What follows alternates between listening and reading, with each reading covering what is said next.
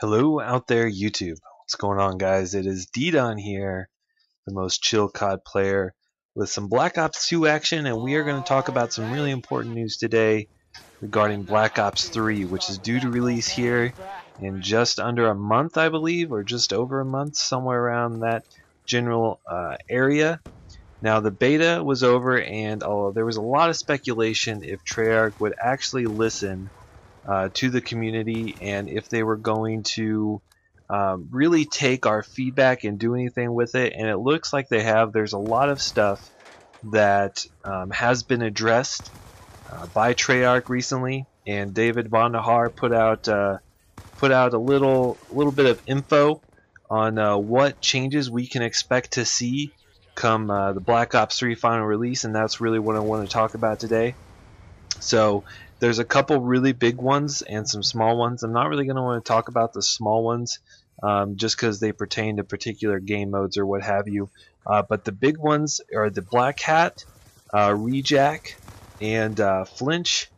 There's also been some changes to the hit markers and some grenades, concussion stuff. So first of all, one of the biggest things was the Black Hat. So if you're unfamiliar, if you didn't get a chance to play the beta, unlike Black Ops 2 where the Black Hat could just disable equipment, the Black Hat in Black Ops 3 actually allowed you to take over enemy score streaks. And it was really honestly just truly unfair, simply because you could have someone who was doing very poorly. You could be doing extremely well. You call in a very high kill streak, and in a matter of seconds, someone who is doing really bad, just because they have a piece of equipment, can take over your well-earned score streak and make it their own. And so it says here, I'm going to read you the verbatim quote from David Vonderhaar himself, the Bald Wonder, our Call of Duty savior. He says, "Some players were dissatisfied that the Black Hat equipment was too powerful. We agree. Our new hacking mechanic scales the hacking speed based on how close you are to the target and will require precise aim to hack score streaks in a reasonable time. Time to hack has been adjusted upwards across the board to make it more challenging to hack, especially at the higher end of the rewards. Hackers now also appear as a red dot on the mini-map for the duration of the hack, which, along with the VO notifications that a score streak is being hacked, provides players the ability to counter by hunting down the attacker." So basically what that means is they made it harder to actually pinpoint and take over the score streak, and they made it take a lot longer to do so. So both of those things I think are really good. It also shows you as a red dot on the enemy minimap whenever you're using the equipment. So that, coupled with the extended time, it definitely makes this a viable nerf. I'm not exactly sure if it's going to be enough to make the Black Hat not overpowered as it was in the beta. That remains to be seen. But it looks like it received definitely a pretty heavy nerf. I feel like people, are going to lean more towards a launcher now than just using the Black Hat, which only destroys it, and as opposed to taking the extra time to take it over. Also, another one that we actually saw in the beta was Rejack. Once again, if you're unfamiliar with Rejack, basically it was a specialist ability that allowed you to, after you died, basically come back to life, and you can continue the streak. So it said Rejack sparked its fair share of controversy during the beta for a number of reasons, most of which were valid. Included in this list, putting players into Rejack did not count as a kill, and players were using Rejack to stack score streaks. Now, putting a player into Rejack counts as a kill because technically you killed them. Players receive kill credit immediately in game on the scoreboard and leaderboard and in persistent stats. Rejack now also resets all score streak progress so that it cannot be used continuously throughout a match to pad progress towards high level streaks.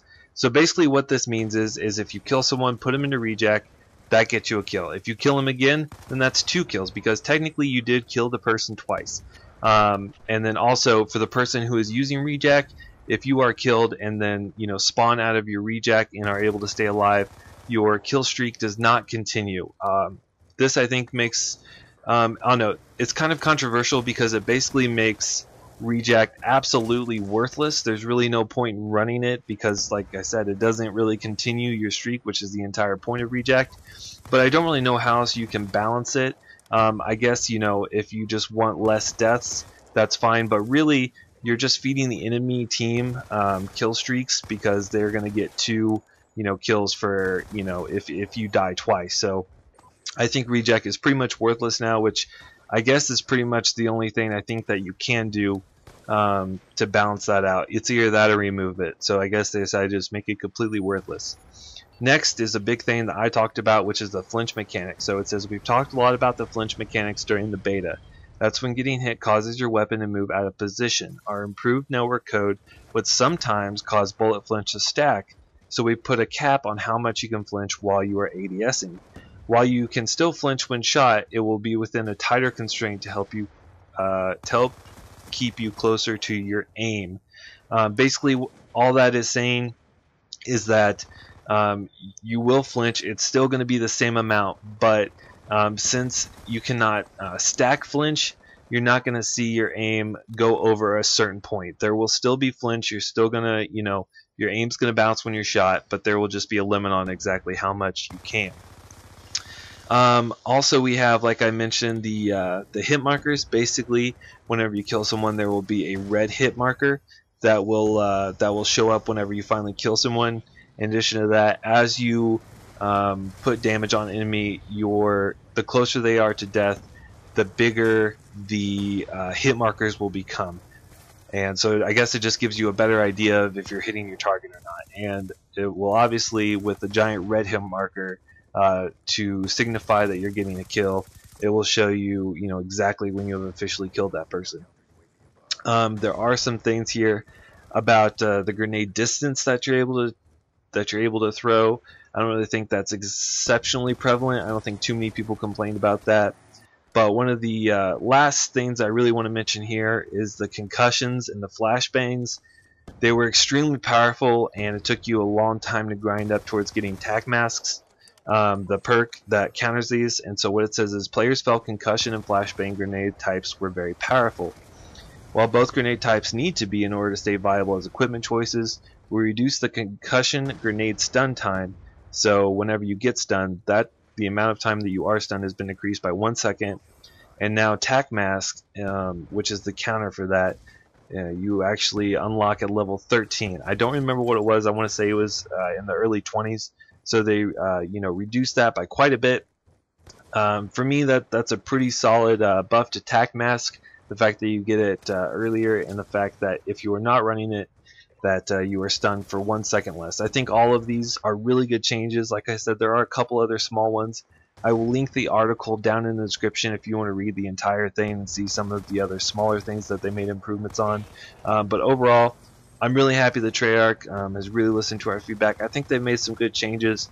It's remained to be seen if Black Hat Nerf is going to be enough, but I think for the most part they've done a really good job, and you know, I think that the beta has done a really good job of what it's supposed to do, to where you know, we're going to see some really positive changes, and at the very end of it, we're going to have a much more fair, balanced, and complete game once it finally releases. But that's the video for today, guys. I hope you enjoyed this gameplay in the background and some information.